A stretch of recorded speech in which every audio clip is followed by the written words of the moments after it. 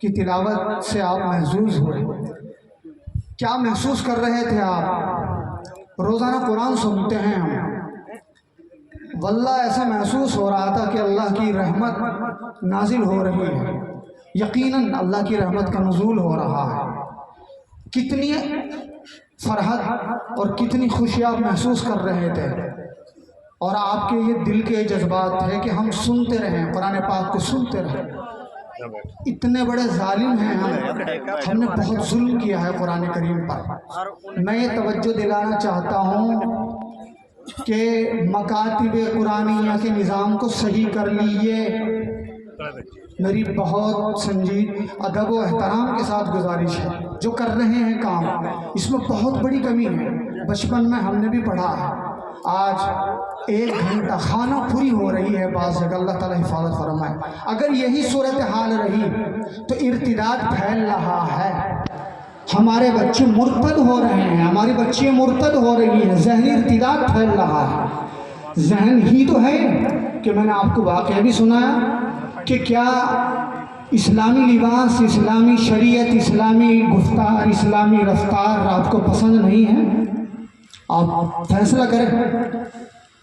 یہ جو مطلب جھگڑے ہوتے ہیں بعض جگہ کے جو ہے نا، جلدی والا حفیظ لاؤ، خدا کی قسم اس کی مثال آپ ایسے سمجھیں کہ 1 کروڑ کی گاڑی میں آپ بیٹھے ہیں اور ڈرائیور اناڑی ہو تو آپ کو اس کے اندر بھی کوئی لطف محسوس نہیں ہوگا، گاڑی کے اندر بھی۔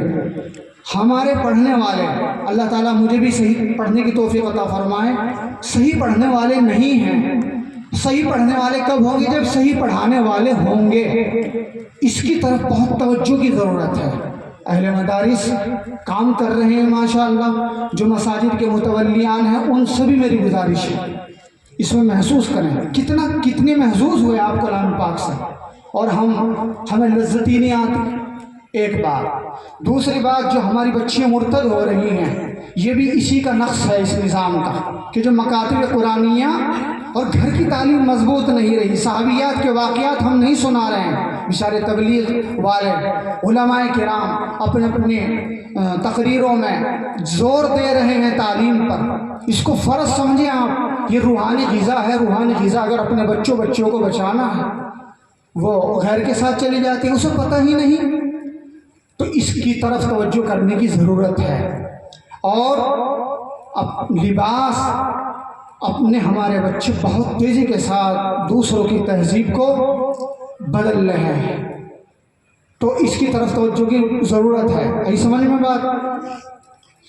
ناز کیا اس پہ جو بدلا ہے زمانے نے تمہیں، مرد وہ ہیں جو زمانے کو بدل دیتے ہیں۔ قرآن کہہ رہا ہے ان الذین قالوا ربنا اللہ ثم استقاموا تتنزل علیہم الملائکۃ الا تخافوا ولا تحزنوا وابشروا بالجنۃ التي کنتم توعدون۔ ایک حدیث پاک میں اللہ کے نبی صلی اللہ علیہ وسلم ارشاد فرما رہے ہیں، ایک صحابی نے نصیحت کی درخواست کی، قل آمنت باللہ ثم استقیم، کہہ کہ میں ایمان لایا اللہ پر اور اس پر جم جا۔ استقامت کی ضرورت ہے، مولانا عقیل صاحب نے بھی اشارہ کیا، استقامت کی ضرورت ہے اس زمانے میں۔ دوسری چیز، ہم اپنی اردو کو خود دفن کر رہے ہیں، بہت سے دعوت نامے آتے ہیں، حال یہ ہو چکا کہ ختم ہو جائے گی اردو چند دنوں کے اندر، یہی صورتحال نہیں۔ آپ اردو کو زندہ کیے، اردو پڑھنے والے لوگ نہیں رہے۔ ساری زبانیں ہیں، میں کسی زبان سے نفرت کا درس نہیں دے رہا ہوں آپ لوگوں کو، سب زبانیں سیکھیں، لیکن اردو کو بھی زندہ کیجیے۔ اردو بھی ایک میٹھی زبان ہے، اس کی بھی ایک تاریخ ہے، تو اس لیے توجہ کرنے کی ضرورت ہے۔ یہ 1-2 باتیں مجھے کہنی تھی، اور اللہ تبارک و تعالی ہمیں عمل کی توفیق عطا فرمائے، اور اپنے ظاہر کو بھی صحیح کرے، اپنے باطن کو بھی۔ قرآن کہہ رہا ہے وَذَرُوا ظَاهِرَ الْإِثْمِ وَبَاطِنَهُ۔ یہ ذہن ہی تو مرتد ہو رہا ہے۔ کتنے بچے مجھے ملتے ہیں، میں سمجھاتا ہوں کہ یہ آپ کا لباس صحیح نہیں ہے، ٹخنوں سے نیچے بتا دیا، لیکن ذہن قبول کرنے کے لیے تیار نہیں ہے۔ کیسے ہم اللہ کے احکامات کو قبول کریں گے؟ تو میرے بزرگوں، ہمارے ذمہ داران حضرات یہاں تشریف فرما ہے، ایک بے پردگی، کیونکہ جب تعلیم ہوگی انہیں پتہ لگے گی کہ کیا چیز ہے۔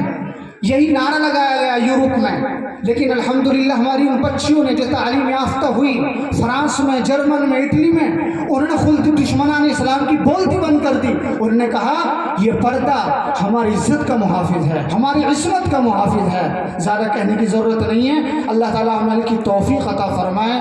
وما علینا الا البلاغ.